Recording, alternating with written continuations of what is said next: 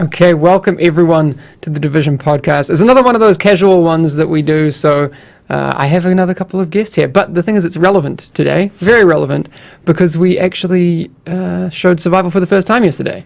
Such a relief. Yes, and that's why we so have exciting. you. We have you back, which is fantastic. For people who don't know, Matthew was on the couch with us yesterday with the special report, and which is great because you're basically you're not basically, you are the lead on Survival in terms of gameplay. Yeah, absolutely.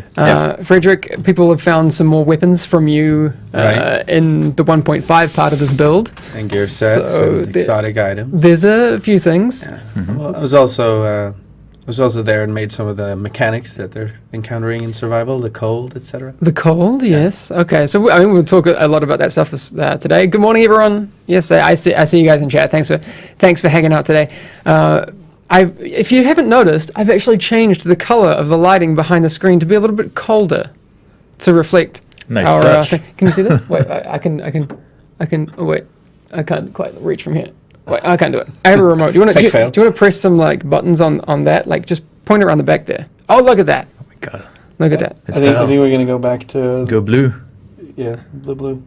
You can go. I was on white before. Anyway, you can kind of see. There you go. All right. That's us mucking around with the exactly. studio. So for people who are listening to this, you have no idea what just happened. But you should watch us on Twitch, which is twitch.tv/The Division Game, because that's where I can actually see you live and all these sorts of things. Also, I forgot to mention last week, we had Peter on here, and Peter actually, we had the craziest mission hanging up this foam. You would not believe that would be so difficult. I've seen it up and down and broken and So many days we came in, and it had fallen on the ground. Because we'd gotten double-sided tape and put it up, come in the morning, all of them down. Got some stronger double-sided tape, next day, all falling down. So right now, it's actually cardboard that we've stapled to the wall, and we got liquid nails, and just never again. Yeah. There you go. You wouldn't think those would be the challenges of game developers, right? No. Well, so those are my kinds of challenges. This is why people like myself don't actually make games. Well, I don't program them. Well, I mean, we aren't programmers. You help us make them better. So. Well, there's that. Oh, look, they're being so nice. Oh. Making me feel included. That's really good. Well, you make us look good basically every week, so thanks for that. Or I take the hate. There's some of that. That's okay. But I felt like yesterday was a good day with good news and good things to show. Exactly. Peter's in chat for people. He says, my eyes twitch every time I walk into the room now. I know. He's like, did it fall down? Are you going to reveal the 1.5 release date? Not today. But if you have been paying attention, you would have seen a bunch of people getting stuck into the survival game mode, that part of the DLC that's coming. Have you been checking out what people have been saying about your baby? Oh, yes. Yes? You could say that. You're up all night, Yeah, up all night, watching streamers, playing myself while watching streams. Yeah. It was really cool to be able to share that with the community. So cool. So far it's pretty good. We already see some, slight adjustments we want to do, but that's what the PTS is here for. Nice. So yeah, it's really good so far. What's it like playing your the survival mode on a semi-live environment with people who aren't as privy to the way it's been made? They haven't seen how the sausage is made. They're experiencing it like it's lethal. Other people do it. That's what it is. Yeah, you get killed. Right? It is. Yeah, PvP has been pretty brutal. So have you been playing the PvP or the PvE mode? Mostly PvP. Yeah. I'm a PvP guy. Yeah. I like those intense, interesting interactions. Yeah. So See, I like the PvP, but I'm bad at it. I'm just not very good. But I don't mind. No, but I like the PvE mode as well, and that's why we have it. Exactly. It's cool to have this more relaxing experience where when you meet someone, you know that you're likely to team up instead of killing each other. Exactly. So I think it's great that we managed to have both. That thing happened to me yesterday where I was like, I'm going to do PvP, and I was super stoked on it. It was really fun, and then Marco and his team just ganked me. Not fair, man. No, not fair. Especially since he himself started the mode solo and then just randomly met up with Eric's. That was so random. It was really random. No, so apparently Marco was in a group with Gabe. Oh, okay. And Gabe I'm not happy with you either. Oh, okay. He's So- gonna get shit for. Yeah. Yeah. I'm not happy with that. Oh, Chris Radsby's in chat. Dude, you're going to have to join us on this podcast really soon. So Chris, we're going to do like other themes of podcasts today. This theme is kind of survival-y. We'll have other ones where it's art focused. We'll have other ones where it's programmer. I need to talk to some programmers, man. Like I need to learn how they do stuff. The only podcast I've done that's kind of related to that, I did one with Anders about like how our servers work. Oh, it's gotten lighter. Oh, Don't worry. That happens once in this video file, and then it's fine.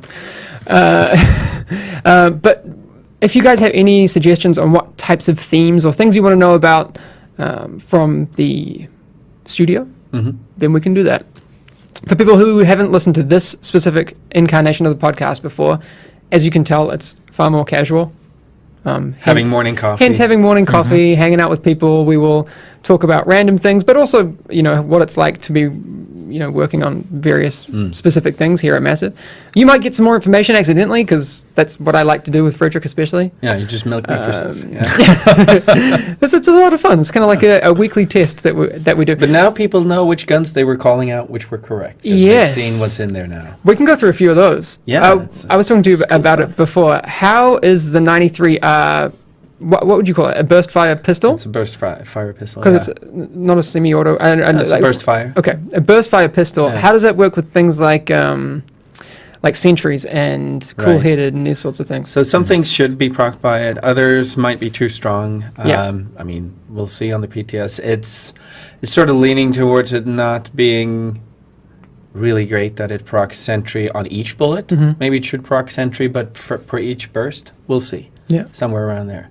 But we picked that gun to put into the game because we felt like with the advent of the really great fixed riot shield, we Yes. needed some new fun sidearms to really complete those builds. So we have the Rhino revolver. I don't know if Yeah. anybody's found the golden one yet. Golden one? There's a gold. We're gonna hang on. There's a golden rhino. It's literally called the Golden Rhino. It's a named version of the Yes, rhino. and it has some really special properties as well. Huh? It has. Should I Spoil it? Let's do it. I'm sure Someone's found it. Someone's found it. Yeah, so it has. It's the only sidearm that has a rolled stat on it. So it has threat built into it, Huh? and then it has a talent that adds shotgun amounts of stagger on it. So Whoa. Yeah. That's cool. yeah, I have to try that out. Someone's Frack saying, "I like the hipfire nerf. Thanks." All right. That's what you've been. One of the Well- things you've been working on as well. some weapons are okay to hipfire. I feel like shotguns and SMGs are sort of okay, but we were seeing people running around hipfiring LMGs. Yeah, and- LMG hipfire was. Yeah, and sort of the drawback that should come with that heavy, hard-hitting weapon of it being unwieldy wasn't really there, so Yeah. now it is. Someone's saying Golden Gun, PogChamp, Destiny, PogChamp. The thing is, if you're going to give Golden Gun respect, you have to give it to GoldenEye. I guess, yeah. I'm sorry. That's the original. Like, no disrespect to anyone, but that's, One stick shooter. You Can gotta- you imagine again? Yeah, you got to. Yeah, are you guys saying that you want Golden Gun mode? One Life to Live. That was the mod on. Was that what it was called? One Life to Live I can't remember. I on remember 64. Yeah. Man, that was so good. What? I feel Yeah. like every time Odd job, though. the amount of podcasts or broadcasts that have devolved into discussions about GoldenEye 64, it's Yeah. like 50%, I'm wondering why. Yeah. Might it be because of the host maybe. and when he grew up? Yes, it's true. It's true. Oh, man, God. so it was such good times. Yeah. But yeah, so there's a lot of exciting guns. I'm personally the fantasy of survival and scavenging around New York being completed with the scavenged sort of fantasy of finding an old Tommy gun. I feel is Yes. Okay. Pretty Can we go cool as through well. some of the other weapons? So the M700 has the elevated talent. yep. So Really cool. So Yep. if you're like one level up from yeah, well, so like 1.2 basically meters. the same height as a cover. I'm looking at this. Like what? if the you're standing on a car, cover you're gonna met- proc it. cover metrics. Yeah. So is the front of the car 1.2 meters? Yeah. it should Okay. be. All right. So if you're So, yeah, if you're if on top you're- of a cover, you will get that bonus. Yeah. So if you're elevated, you get that bonus. But if you elevate higher, you don't get more bonus. no. That would be amazing.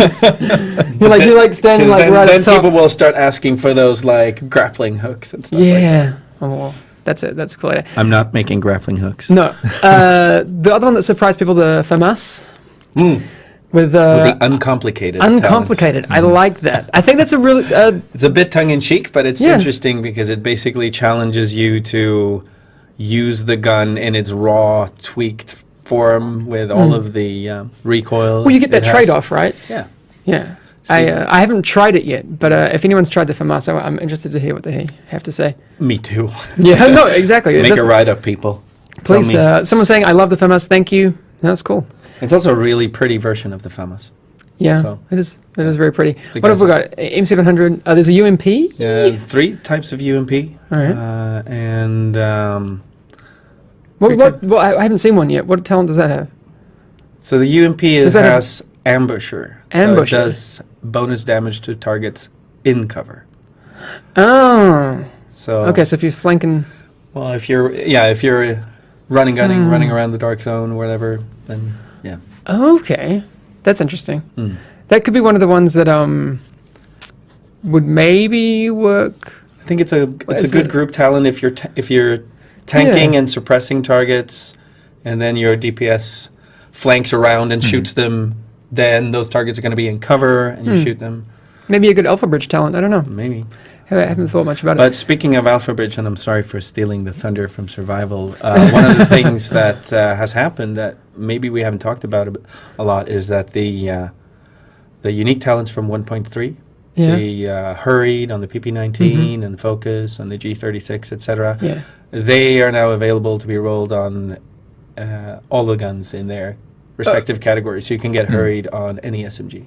Oh, okay. That's really cool. Yeah. That's really cool. So you don't need to Alpha Bridge to access those. anymore. Nice. Nice. Someone's saying add flashlight and thermal in survival mode. Oh, yeah. That would be very, we very really cool. wanted to. Yeah. But it's it's one of those things. This is the kind of this is the start for survival, and I'm so glad that it's finally here.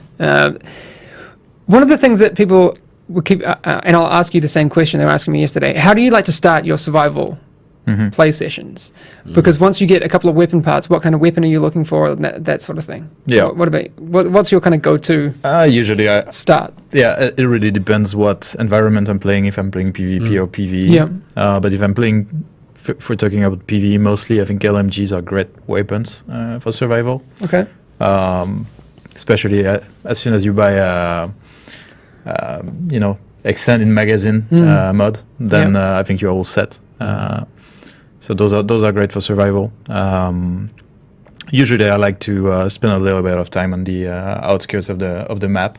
Yeah.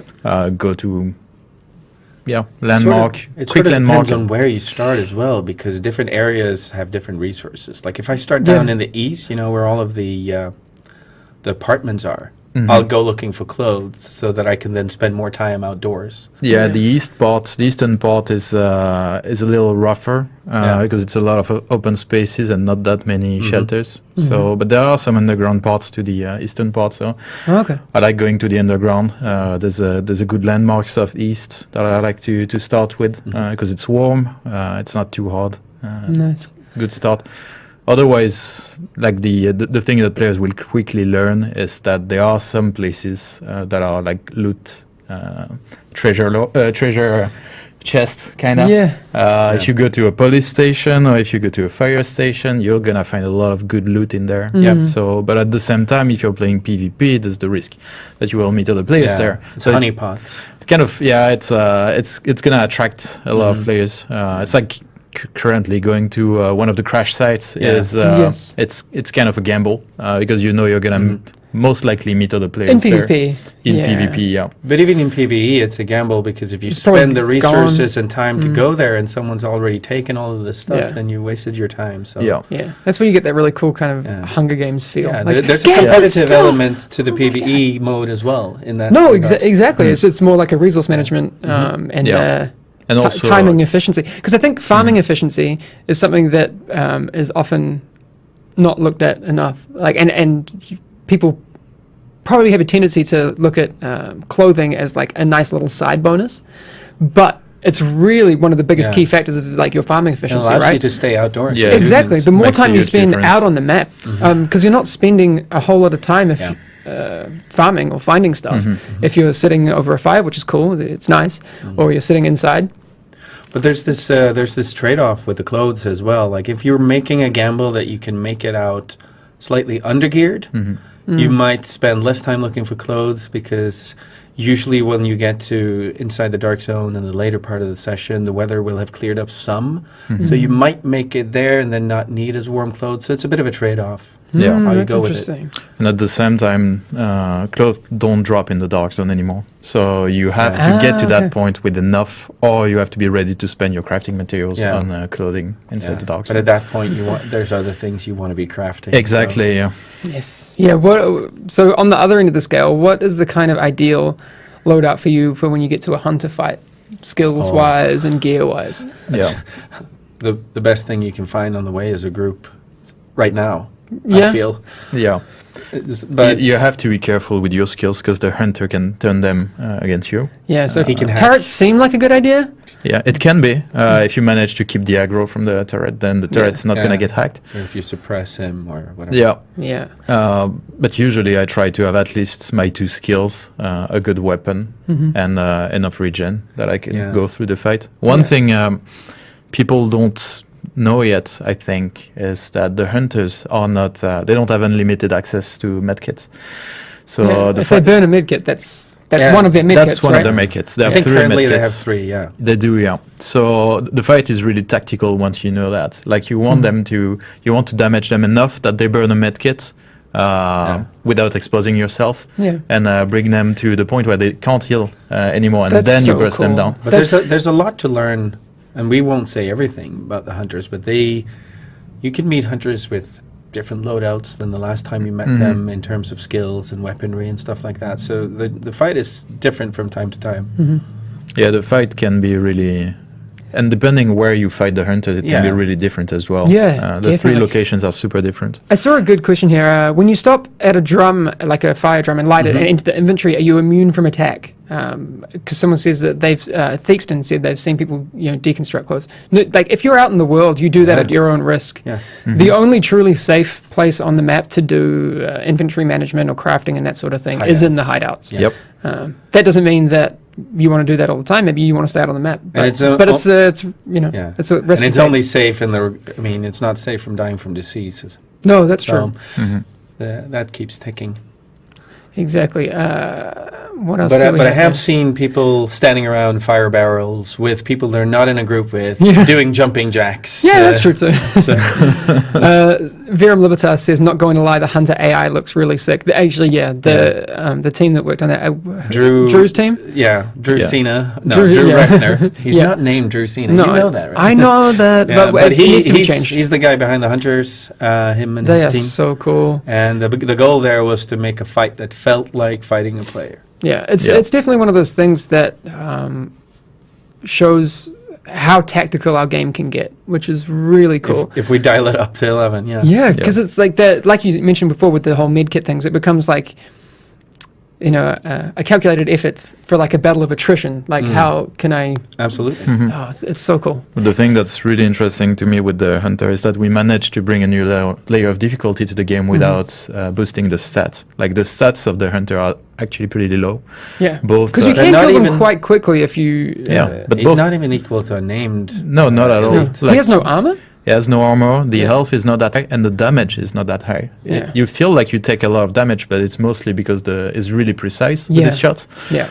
So, but his weapon damage is not really high compared to other NPCs. So it's super interesting. It was a really fun experiment to do the hunter and see how far we could push it. Yeah, Syndicate 001 saying, the hunters are really cool. They thought it was actually a player.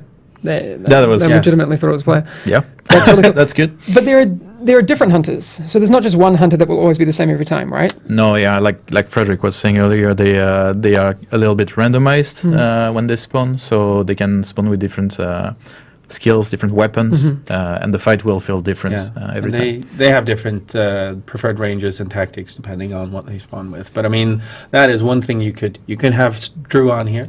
Maybe talk a little bit about the AI and the AI changes at a future podcast. Yeah, I'd really like to go into I think that'd be interesting. go really for in depth people. with that because it's something that I'd like to do with this podcast. Really go, what are the variables that have made this the way it is? I think that'd be really, really cool. But it feels like we're sort of giving a few best practices and hints for survival here. So I think we should touch on the food and water There is that too. mechanics. Yeah. Yeah.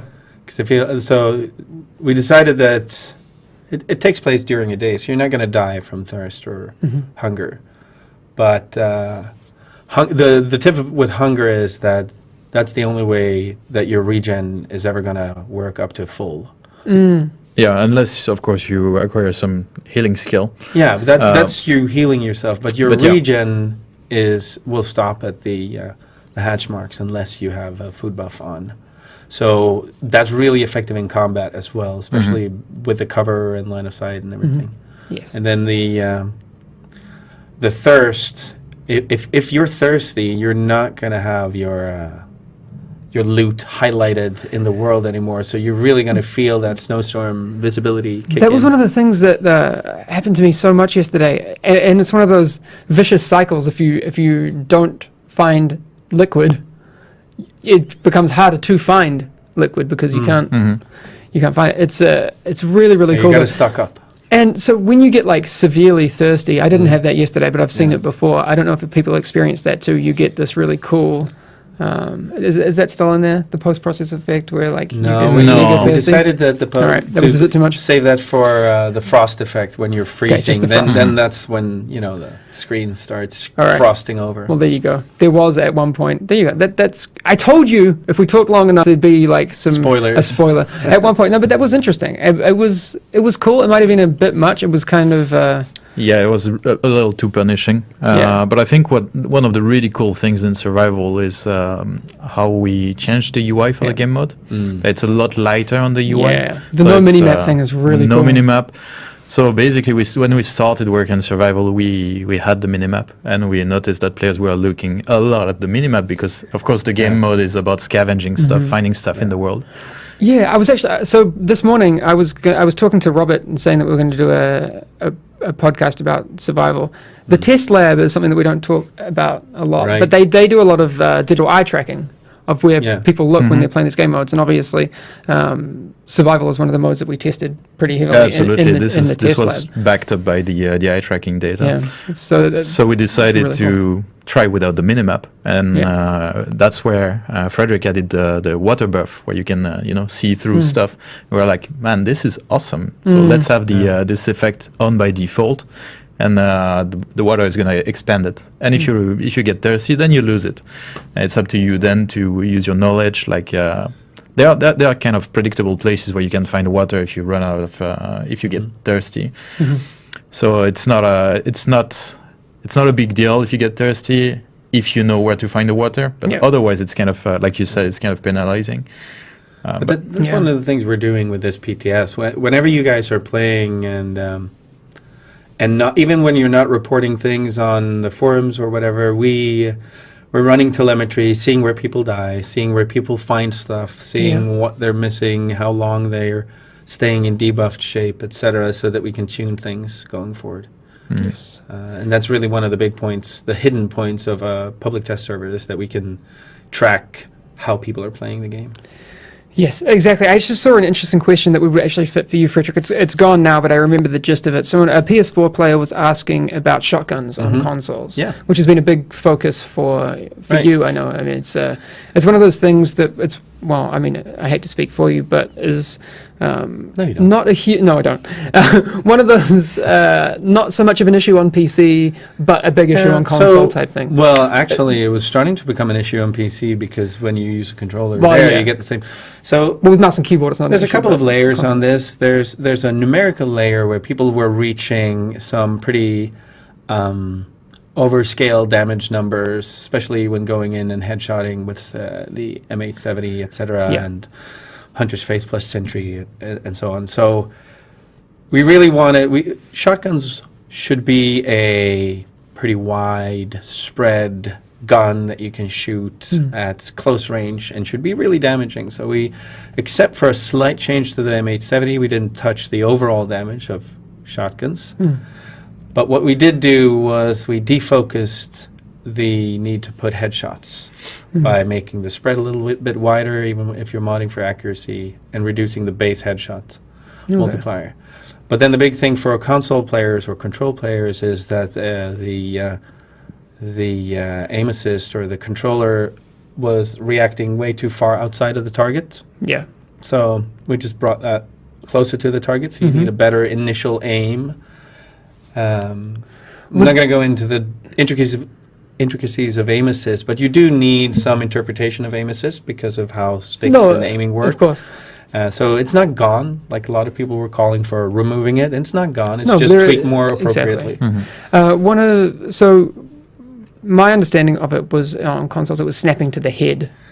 It wasn't necessarily snapping to the head, but it made it really easy to snap to the head because you're already sort of lined up because we're over the shoulder and far up, so you tend to line up over the head of people anyway. Okay. But I think people will be pleased by it. And even on the PTS now, people can try this out with a controller and see how it feels. I hear that there is one bug, though, with controller support on the PTS right now, but we, yes. Okay, well, that's what a PTS is for. Yes, exactly.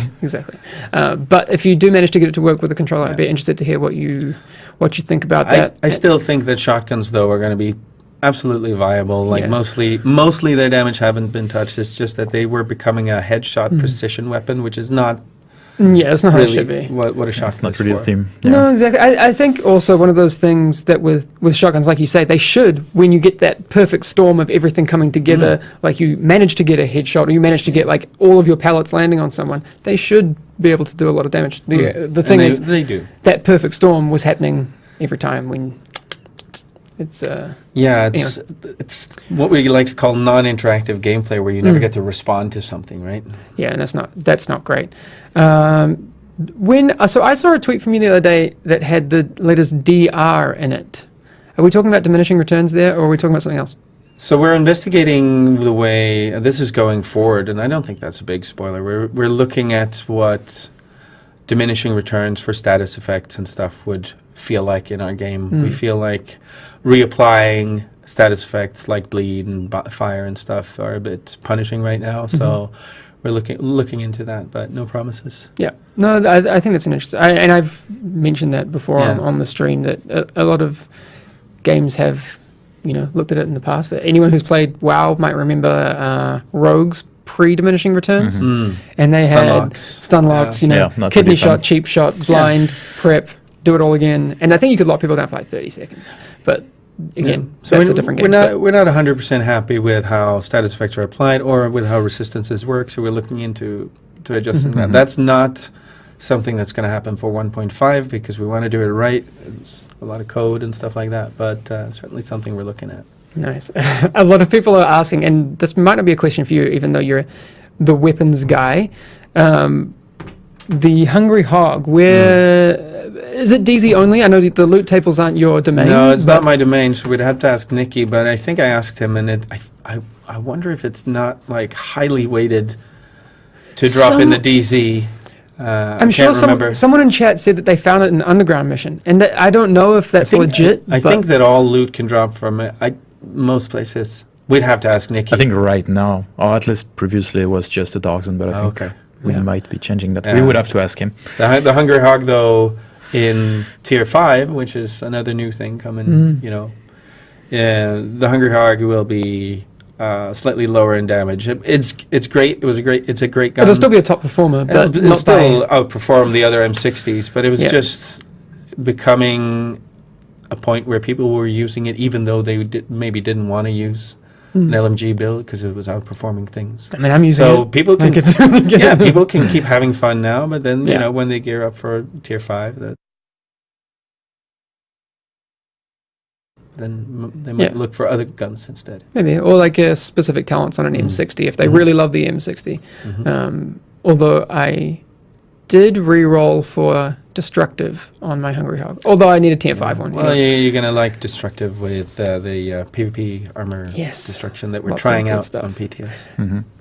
One of the things that I have wanted to focus on during these podcasts is to find out a little bit more about you guys as well. Matthew, how long have you been at Massive for? Oh, it's been a bit more. So, a bit more than 5 years now. Wow, okay. What were you doing before that, if you don't mind me asking? Before that, I was working at Ubisoft Paris. I worked both at HQ and the dev studio. Okay. So you've worked on a few other titles? Yeah, What, I have. what other ones? I worked on Red Steel, the The Wii brand, That was Katana cool. game. Yeah, that was cool. really fun. Really hardware heavy. Like I reviewed that game back when yeah, I was you did? writing. Yeah, Red Steel 2. Yeah, actually, absolutely. That's the title I worked I gave on. you a good review.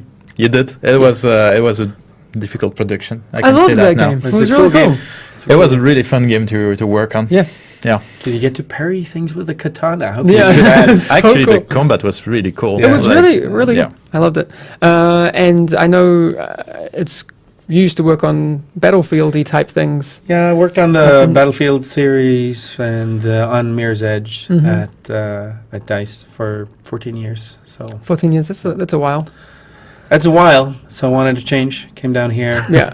made the division. Are you- More you- guns. Are you, Came down here, started whining about how guns should be made until they just said, "Fine, make them."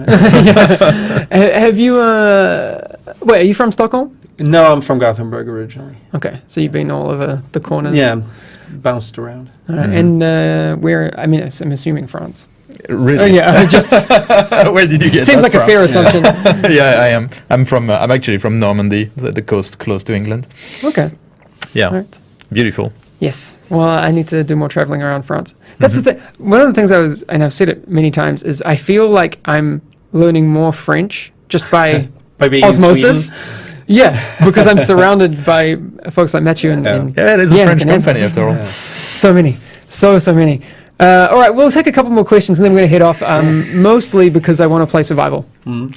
That's really it. That's a good reason. Yes, and you guys have to go to work. Mm. Your boss is going to get angry with me. Sorry, I forgot to ask He Matthias. for your hijacked time. us into a morning coffee I know. podcast. I'm sorry. I'll apologize to Matthias for not informing him that this was happening. What else do we have here? Firecrest buff for seeker mines or region incendiary grenades. The two-piece doesn't really work right now. And the turret should be there. Okay, that's not really a question. Although I think Firecrest is pretty fun. Yeah, I think so. I think Yeah.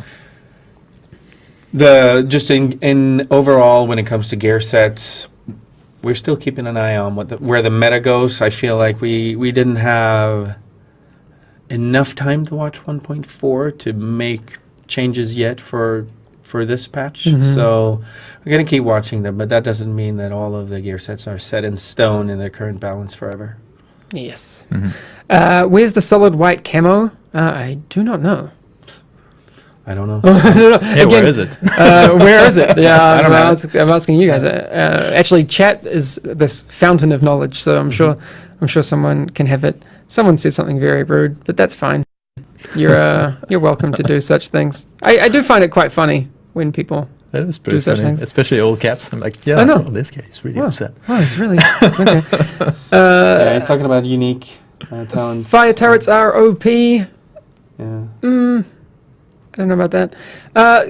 Killer Phoenix 52 asking about the Hunter backstory / lore. That would be something for the narrative team that I would need to have some of those guys on. So Yeah. maybe John and Noel or I think Annie you should bring on can- Drew and one of those guys, and they can talk about that. That would be, stuff. and we could do a Hunter focused Yeah. or podcast. or That's just a the good idea. factions. That would be and cool. AI. Because I know that when people first saw them, they're like, "Is that Kina?